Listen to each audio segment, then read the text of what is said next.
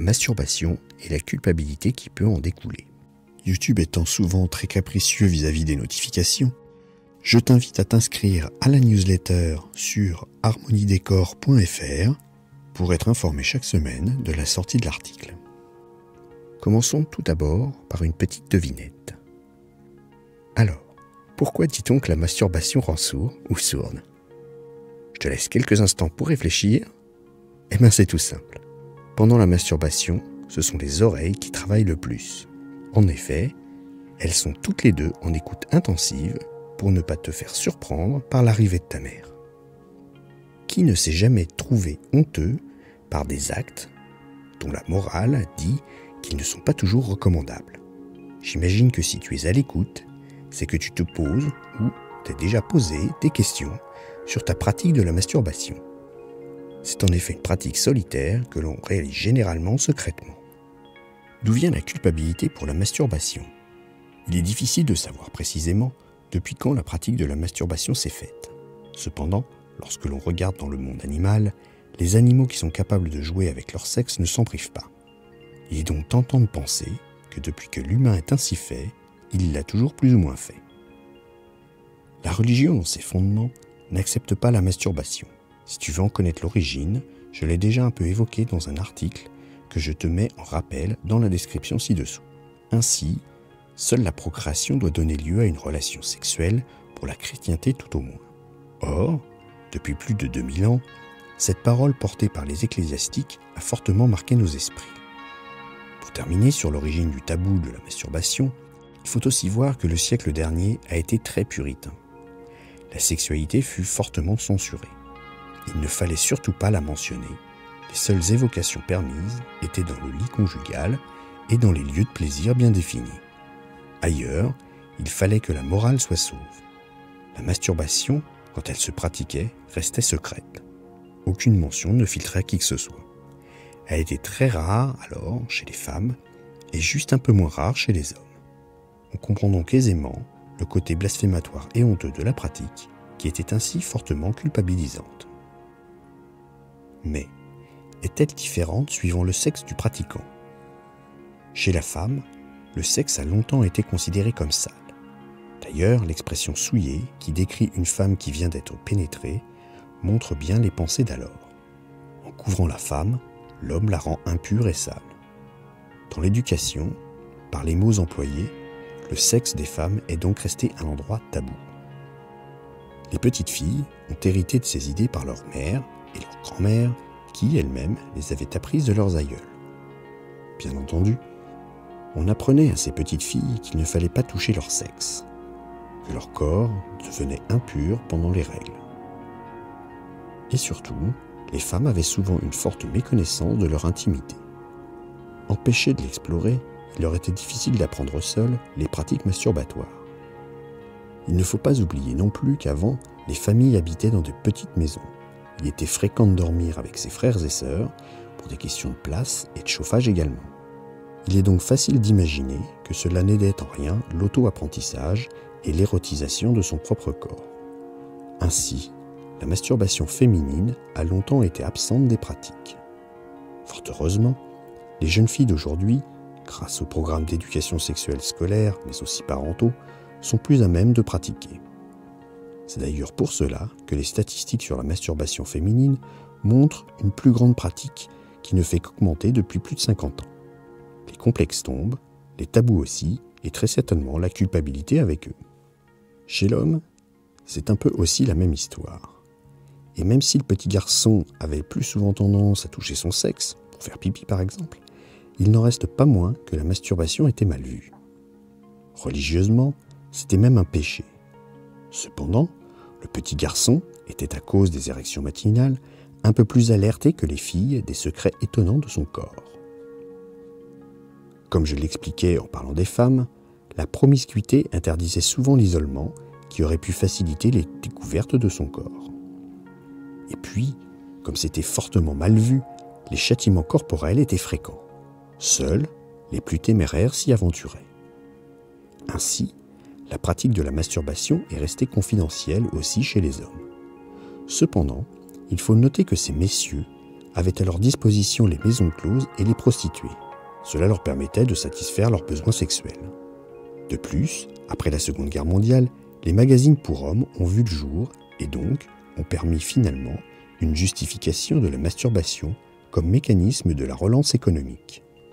Après les magazines et leurs photos aguichantes, ce fut l'âge d'or du cinéma de charme et pornographique pour atteindre une apogée dans les années 70.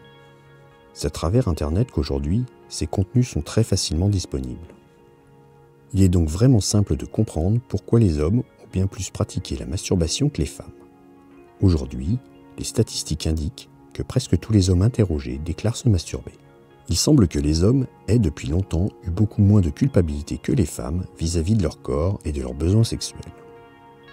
Le problème, comme je le disais, de la promiscuité commune aux deux sexes peut aussi donner un sentiment de culpabilité lorsqu'il faut se cacher ou s'enfermer, dans la salle de bain de famille par exemple, pour pratiquer. Il est vrai que la douche ou le bain est un endroit propice, ce lieu alliant tranquillité, chaleur et détente. Il n'en reste pas moins culpabilisant de devoir s'enfermer pour le réaliser. Après avoir vu comment était perçue la masturbation suivant le genre, intéressons-nous à une autre facette culpabilisante, celle de pratiquer lorsque l'on est seul ou lorsque l'on est en couple. Lorsque l'on est seul, célibataire, veuf ou veuve ou divorcé, il n'est pas toujours évident d'avoir une sexualité épanouie avec un ou une partenaire. Il semble donc tout naturel d'avoir recours à la masturbation pour apaiser ses pulsions, mais aussi s'offrir des petits moments de plaisir. Cependant, la culpabilité peut surgir pour gâcher ces moments. En effet, si tu es seul, tu peux voir le plaisir solitaire non pas comme un accomplissement, mais comme un pis-aller, une béquille, un détournement d'une sexualité que tu peux penser authentique à deux. La question à te poser est celle-ci. En quoi pratiquer la masturbation va-t-elle nuire à ton existence et en quoi est-elle toxique pour retrouver un ou une partenaire? À toi d'y apporter ta propre réponse. Avoir une vie sexuelle, même si elle reste solitaire, est souvent mieux qu'une vie de privation sous prétexte que l'on n'est pas en couple. Trop d'abstinence conduit inévitablement à tarir la source de l'envie et du besoin. Certes, tu n'auras plus d'envie ni de besoin au bout d'un certain temps, mais qu'arrivera-t-il si tu rencontres à nouveau un ou une partenaire? Je dirais que c'est un peu comme une voiture. Si on ne la fait pas rouler de temps à autre, c'est le jour où l'on veut s'en servir que l'on se rend compte qu'elle ne fonctionne plus. Certes, il est alors toujours possible de la réparer, mais à quel coût? Lorsque l'on est en couple, la question de la masturbation peut, elle aussi, se poser pour celui qui serait tenté de la pratiquer. En effet, être en couple signifie avoir un potentiel sexuel avec ton ou ta partenaire qui, de son côté, doit avoir des envies. Alors, pourquoi pratiquer la masturbation dans ces cas-là? Cela peut venir d'un manque de plaisir lors des relations de couple. Si c'est le cas, il est alors utile d'en parler à ton ou ta partenaire pour qu'ensemble, vous envisagiez une sexualité plus épanouie à deux. Il peut également s'agir d'un décalage de désir entre les envies des deux partenaires. Pour finir, cela peut être aussi un besoin personnel de se faire plaisir. En effet, il ne faut pas se le cacher, le plaisir masturbatoire est totalement différent du plaisir sexuel en couple. C'est donc comme deux plats différents que nous prenons plaisir à déguster de temps à autre dans un restaurant. Il n'y a donc pas dans le couple de contre-indication tant que la masturbation n'altère pas la relation. Mais dois-tu le dire à ton ou ta partenaire? Je dirais non, pas nécessairement. À part si il ou elle te pose directement la question. Tu pourras ainsi lui répondre et lui demander la même chose en retour. Cela égayera vos conversations et permettra de vous connaître encore mieux. Mais alors, comment ne plus culpabiliser? Si malgré tout ce que j'ai pu te dire jusque-là, tu culpabilises encore, je vais finir par ces points pour te convaincre qu'il n'y a aucune honte ni culpabilité à avoir. Pour commencer, c'est tout à fait normal, comme je le disais dans une vidéo précédente. C'est un acte que la nature nous a permis de faire. Notamment pour la femme, qui a un organe uniquement dédié au plaisir, le clitoris. Il n'existe pas de mode d'emploi de l'homme et de la femme. Il semble donc évident que, vu la longueur de nos bras, l'autostimulation semble bien faire partie des bienfaits de l'évolution qui nous a conduit à réussir notre évolution. Pourquoi alors se laisser diriger par des idéologies théologiques ancestrales pour dicter notre conduite actuelle? En tout cas, pour tout ce qui touche à notre propre corps, est-ce approprié? La masturbation ne devrait pas te culpabiliser. C'est une pratique tout à fait acceptable. Quel que soit l'âge à laquelle tu la pratiques d'ailleurs. Si tu ressens le besoin ou l'envie, il serait dommage de culpabiliser de se l'interdire. La masturbation est tout à fait acceptable et reste raisonnable tant qu'elle n'altère pas ta vie personnelle. En effet, si tu sens que tu deviens dépendant d'elle, à l'aide d'une trop grande consommation de pornographie, mais cela peut aussi passer par l'achat répété de sextoys pour toujours plus de plaisir solitaire. Là, effectivement, il est peut-être temps de commencer une pause en limitant l'exposition à la pornographie et aux jouets sexuels. En te tournant vers une sexualité avec un ou une partenaire, tu retrouveras ainsi un équilibre sain entre pratique à 2, à 3 ou 4, c'est toi qui vois, et la pratique solitaire. Pour finir, la masturbation, tout comme l'activité sexuelle, sont excellentes pour le corps, la santé, la sérénité, etc. Il est bon de pratiquer seul, à 2 ou à plus. Tant que cela ne devient pas compulsif, ni une traque non-stop au plaisir, en transe, alors il ne faut pas t'en priver. De plus, pour le couple, c'est aussi une excellente pratique. Ainsi, tu vas mieux connaître les réactions de ton corps. Plus tu vas maîtriser l'approche de l'orgasme, et plus tu seras capable de repousser ce moment lorsque tu le souhaiteras. C'est important par exemple pour les personnes souffrant d'éjaculation précoce. Je mets le lien en description d'une vidéo relatant ce sujet. Cela n'en sera que plus bénéfique pour ton couple et finalement aussi pour toi. C'est donc un double gain. Avec les plateformes numériques dédiées aux échanges par cam, la masturbation change un peu de visage. Ces applications, qu'elles soient sur smartphone ou sur un navigateur, permettent de mettre en relation visuelle des personnes entre elles. Il y a 2 types de sites.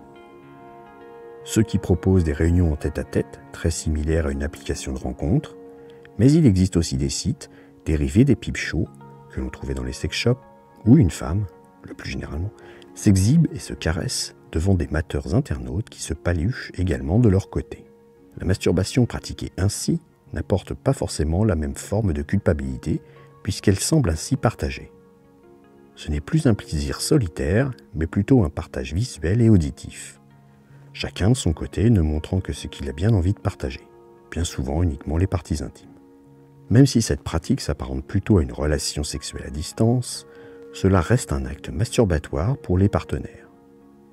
Doit-on y voir une décadence ou un progrès social? Tout dépend évidemment des attentes de chacun. Pour conclure, il est facile de comprendre que la pression exercée par la religion, mais aussi par la société, a beaucoup trop stigmatisé la masturbation. Celle-ci a été longtemps considérée comme impropre. Les châtiments corporels étaient fréquents lorsqu'un enfant était pris la main dans le sac. Fort heureusement, les mœurs ont bien évolué, même si la masturbation reste encore profondément taboue. Même si elle reste secrète, la masturbation est de plus en plus pratiquée par les hommes et les femmes sans une aussi grande culpabilité que par le passé. Je t'invite à laisser un commentaire pour expliquer si tu culpabilises ou non, et si tu culpabilises, à quel propos. Merci d'avoir écouté cette vidéo. Pour aller un peu plus loin et rejoindre le cercle des fins connaisseurs pour une sexualité épanouie, je te conseille de t'abonner à la newsletter. Tu retrouveras l'article complet, il te donnera plus de conseils et des astuces. Abonne-toi à la chaîne, active le petit pouce bleu, éventuellement ajoute un commentaire, et à bientôt.